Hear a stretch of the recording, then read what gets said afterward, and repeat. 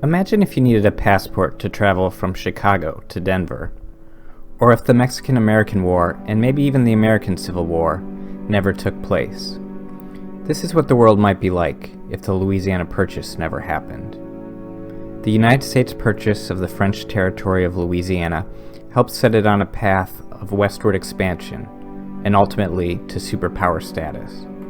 But the greatest real estate deal in history might never have happened, if not for a rebellion of Haitian slaves who defeated Napoleon, ending his quest for empire in the Americas. This is the Butterfly's Wing, where we look at seemingly small things with unexpectedly large impacts. November 9th, 1799, the Chateau de Saint-Cloud outside Paris. A 30-year-old general named Napoleon Bonaparte seizes control of the government of the French Republic. He is thousands of miles from the United States and from the Caribbean colony of Saint-Domingue, modern Haiti, but will have a profound impact on both. France and its allies, including Spain, are locked in a European-wide war against a coalition of nations, led by Britain, Austria, and Russia. To fund this war, and to ensure the survival of his new government, Napoleon desperately needs money. The map of North America is very different from what it is today. The United States, independent for less than 25 years, is bordered to the north by British Canada, to the west by Spanish Louisiana, and to the south by Spanish Florida. Farther south is the island of Hispaniola. The western portion composes the French colony of Saint-Domingue. The east is known by its Spanish name, Santo Domingo. While technically a French possession since 1795, it is still administered by the Spanish. It is to Saint-Domingue that Napoleon will look for the funds to fight his European war. Saint-Domingue's sugar and coffee exports make it an enormously profitable colony. Its inhabitants are mostly former slaves of African descent, who launched a successful revolt against France that in 1794 led the French government to abolish slavery. In 1799, the leader of this revolt, Toussaint Louverture, himself a former slave, is a general in the French army and governor of the colony. Soon after taking power in France, Napoleon confirmed Louverture's position as governor and reaffirmed the ban on slavery, but forbid Louverture from assuming control of Santo Domingo. Napoleon also enacted a constitution that dictated that French colonies would be subject to special laws, which some feared could lead to a reintroduction of slavery. Napoleon hoped to expand the production of cash crops in Saint-Domingue, in part by reacquiring the vast but mostly uninhabited colony of Louisiana. Louisiana had been French until the end of the French and Indian War, when it was ceded to Spain. To Napoleon, Louisiana was a potential granary and source of timber to supply Saint-Domingue, so it could focus on more profitable tropical crops. In October 1800, King Charles IV of Spain, nearly bankrupt from fighting alongside France in 2 wars, made a secret agreement to return Louisiana to France, with the full transfer to take effect 3 years later.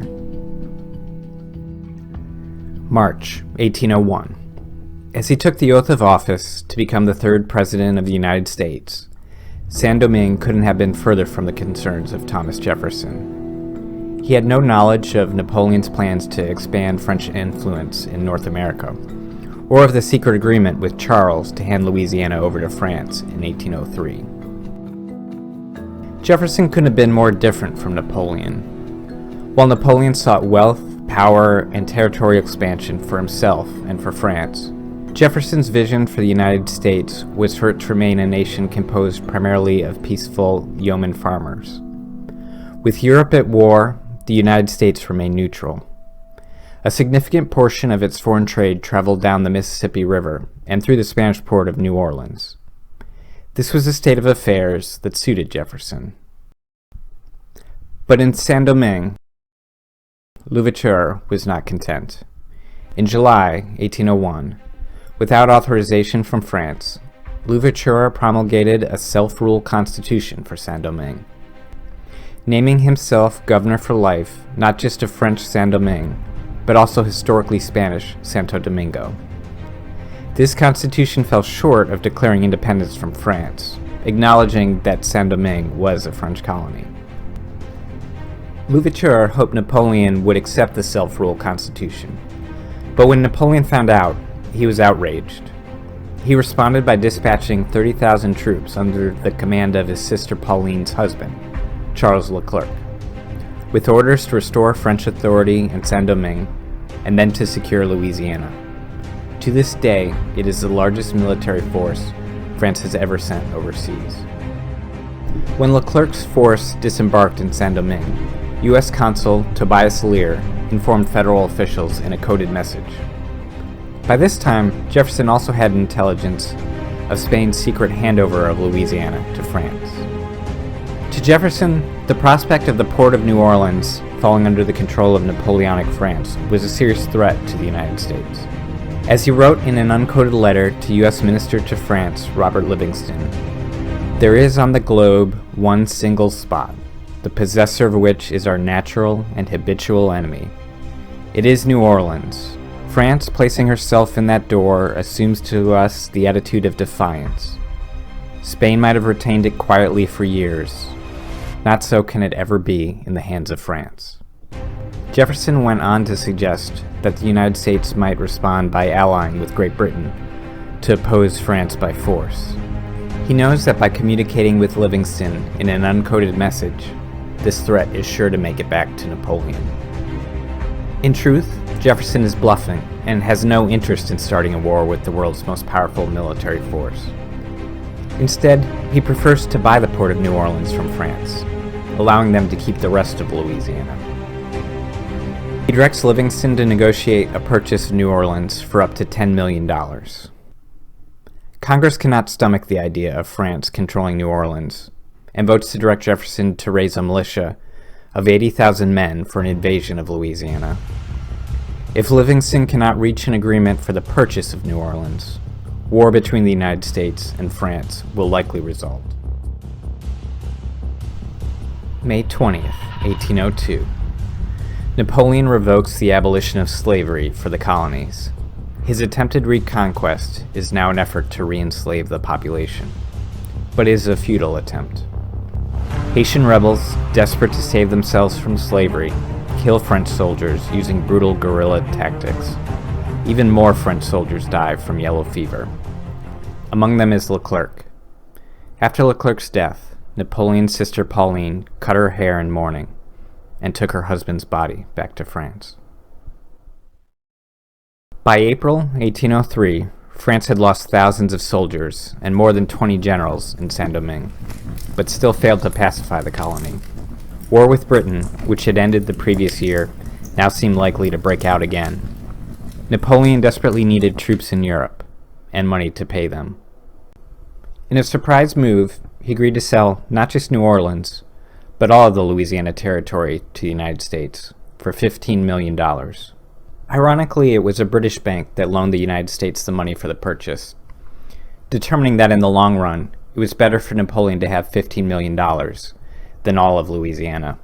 In May, the Royal Navy seized French ships in and around Britain, starting the War of the Third Coalition.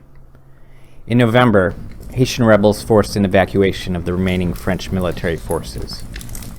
Days later, France finally took possession of New Orleans, in accordance with the secret agreement between Napoleon and Charles IV. By March 1804, France handed over all of the Louisiana Territory to the United States. Saint-Domingue became the second independent nation in the Americas in modern times, calling itself Haiti. But Louverture never saw this.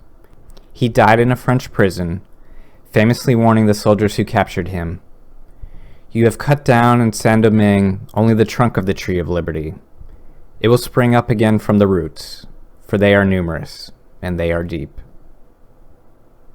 Napoleon went on to crown himself Emperor of the French, but after his defeat in Saint-Domingue, never again sought to extend his empire in the Americas. After eventually controlling much of Europe, he died in exile imposed by the British on the remote Atlantic island of St. Helena. By making the Louisiana Purchase, Jefferson achieved his goals of ensuring U.S. access to the Mississippi and avoiding war with France. He died on Independence Day, 1826, on his Virginia slave plantation, in a country that had doubled in size, in no small part thanks to the slave revolt of Saint-Domingue. The United States, afraid of risking similar slave revolts on its own soil, didn't recognize Haiti as an independent nation until 1862. By this time, the United States was in the midst of its own civil war, ignited over the question of whether or not slavery should be allowed in new territories it would never have possessed if the Louisiana Purchase hadn't happened first. Thanks for watching.